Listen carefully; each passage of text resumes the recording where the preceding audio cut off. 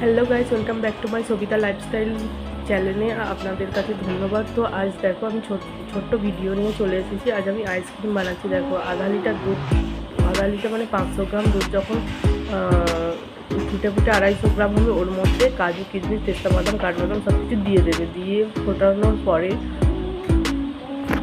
পরে ওতে 2 চামচ, দেখো এখানে আমি 2 চামচ চিনি অ্যাড করে দিচ্ছি। চিনি অ্যাড করে দেওয়ার পর এই যে আমুল যে দুধের প্যাকেট হয়, তো আমুল যে গুঁড়ো দুধ ওর মধ্যে 2 প্যাকেট অ্যাড করে দিচ্ছি, দেখতেই পাচ্ছি। তো গুঁড়ো দুধ অ্যাড করে দেওয়ার পর ভালোভাবে ওটাকে নাড়াচাড়া করে, দেখো আমার মান্তু চলে এসেছে, বলছি মা কখন হবে খাবো। দেখো এখানে গ্যাসটাকে লো ফ্লেমে করে এর মধ্যে এলাচের গুঁড়ো দিয়ে দিলাম। 10 মিনিট পর এটা রেখে মানে ঠান্ডা করে, আর যদি মাটির 2টো পাত্র নিয়েছি, দেখতে পাচ্ছ মাটির 2টো পাত্রে দুটোতেই ভালোভাবে মানে ভরে দুটোতেই রেখে দেবো।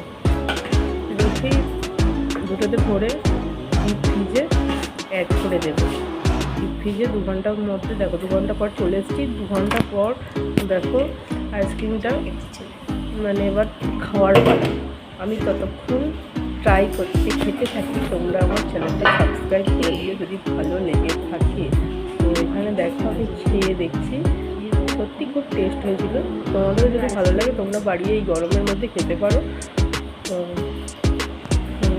আমি খেতে থাকি, তোমরা আমার চ্যানেলটা সাবস্ক্রাইব করে দিও।